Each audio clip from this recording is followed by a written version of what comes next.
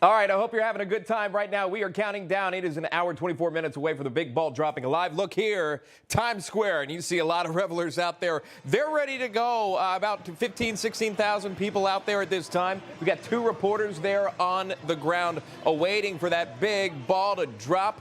That'll happen at midnight here Eastern time, and ringing in 2022. There'll be performances out of there. A couple of notable things from this too as you take a live look at the ball there. A couple of notable things here. LL Cool J was reportedly supposed to perform. He's not now because he contracted COVID. So now he will not be there tonight, but Journey will be ringing it in later tonight. But before we do that, here's a look back at some of the biggest headlines of the last year. Watch.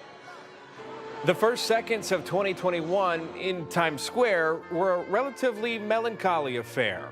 Slimmed down for the pandemic. Days later in Washington, that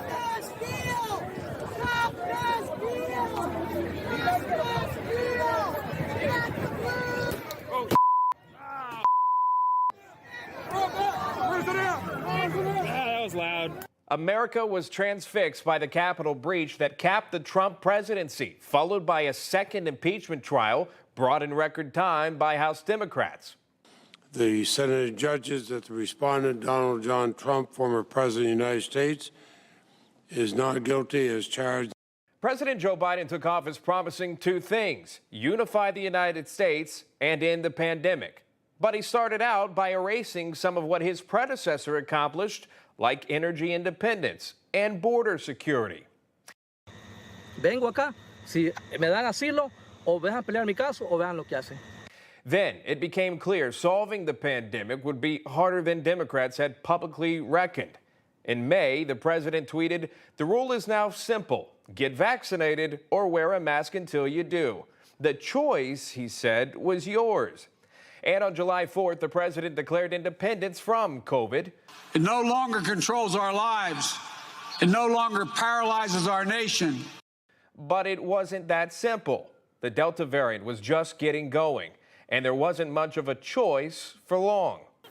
The president and his advisors called Border Patrol agents racist for getting in the way of a flood of Haitian migrants. I promise you those people will pay.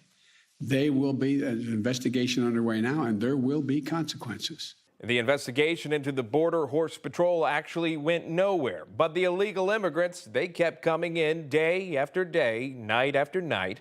Then the pivotal moment came in late summer when the commander-in-chief chose to exit Afghanistan faster than his top generals said they advised. We get as many people out as we can. 13 brave American heroes killed in the ensuing chaos there in Kabul. America's original archenemy in the war on terror, the Taliban, marched into Kabul victorious. Russia and China grew bolder, threatening wars as they perceived a White House stumbling from crisis to crisis.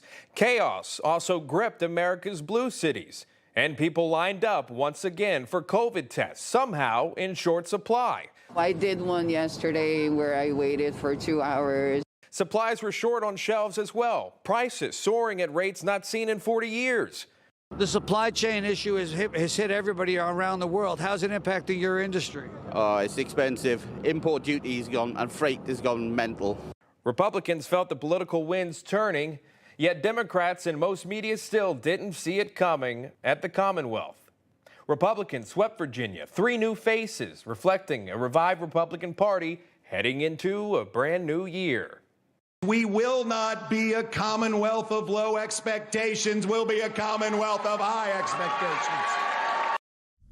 And those are just some of the highlights. But again, Lindsay, what a year 2021 has been. Let's hope for a brighter 2022.